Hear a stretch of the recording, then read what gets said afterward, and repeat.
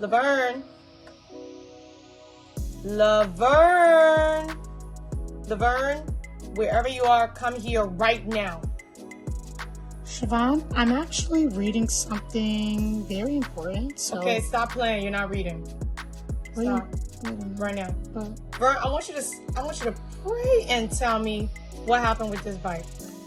Oh, yeah. First of all, don't run me over with your crusty little wheel. First of all, my crusty little wheel, this bike never used to be crusty. You were the last person with it. What happened? I'm going to go read now, and I'm not even going to pay attention to all your antics about this thing. No, you're going to turn around right now and come back here and explain to me what happened. Because the next person you're going to hear from is Mom, and your allowance is going to be gone for 2 months. Listen to me. You're not going to threaten my allowance because I had nothing to do with this. I'm sorry that your bike is a piece of crap and just fell apart. Wait a minute. I don't have a pedal, Laverne. I don't have a handlebar. That's apparent. In fact, I don't even have a seat to sit on. Well, there's a good, reasonable explanation for that. And if you would just calm down a little bit, your sister would be able to tell you. I'm going to calm down, and then I'm going to go into your room and take all of your salt soaps and throw them down the drain. You wouldn't. You wouldn't. Yeah, no, you wouldn't. I promise you I want to see you. I want you to try. Try me. Promise. Let me just tell you what happened to your little crusty bike so you can sit down. First of all, my bike only looks crusty because you messed with it and you will never touch any of my stuff again. Ever. Let me explain. Let me explain. Go ahead. First of all, I was hungry that night and Mom told me that she was not gonna let me Uber Eats. Okay. What does that have to do with my bike? And then she told me that I had to eat what was in the fridge. That sounds right. But nobody wants to eat a cabbage casserole. Just because Mom's on a vegan tip doesn't mean that we all have to suffer. Okay. Okay? I hope this story is going somewhere. So I told Mom I was just going to go for a ride around the neighborhood on the bike. Okay. But on my bike, though. On your bike. Where was your bike? What happened to your bike? That's another story. I borrowed it to Brenda.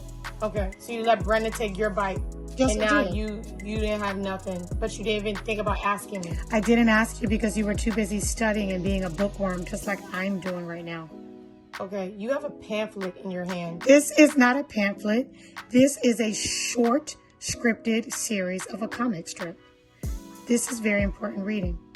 Okay, I'm going to try to have some patience with whatever you're saying, but I need you to get to it right now because I'm 10 seconds away from pulling your hair out.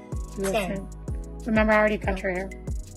You may have cut my hair, but when it gets pulled out from the roots, it's going to be a whole...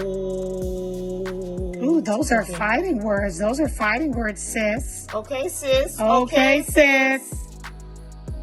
So let's start here. I decided to go on your bike and I decided to go to Chick-fil-A, but you already know that the only Chick-fil-A is down the highway. Okay. And that's 5 miles down the road. But I know a shortcut because I am a genius. But the only shortcut is 2 miles down the back alley. And it's all downhill. I kind of forgot what happens with speed and inertia. Okay. And on the way downhill, I took a tumble. You took a tumble on my bike? Yes, on your bike. So what fell off first? But you see, it was so great because Bobby, our crazy little neighbor from next door, he was raking some leaves. So I fell into the leaves and thanks for asking. I'm completely safe and alive. Well, I'm not going to ask because you never asked to begin with, sis. Listen, sis, your sister almost died that night. Listen, sis. For Chick-fil-A, okay? Listen, sis. For some chicken. Mom told you to sit at home and eat, so I don't have time for this. What happened to the bike? That cabbage casserole was going to turn my stomach. Anyways, I leaped off first, but the bike went in its own direction, almost 120 miles per hour. And it landed in that little swampy, murky ditch. I was able to clean it up, though. See, your bike is nice and shiny. It's just that I couldn't replace.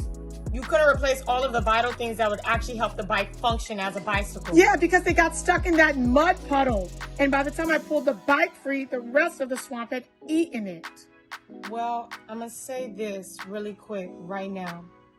All of your weekends are gone. Whatever. You're not my mom. I'm not your mom, but I'm going to talk to mom. Can't prove it. I don't care. I can't prove it. I'm going to tell mom you just made everything up.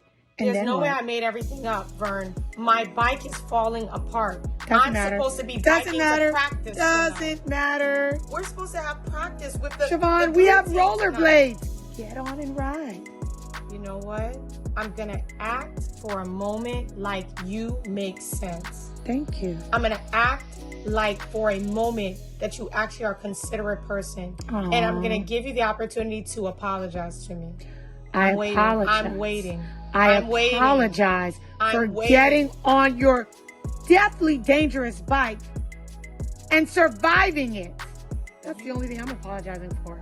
That's your last word. That's what you want to say, right? That's what I want to say. And that's how I'm going to say it. That's how we about to say this? That's how I'm going to say it. And matter of fact, get that bike out of my face.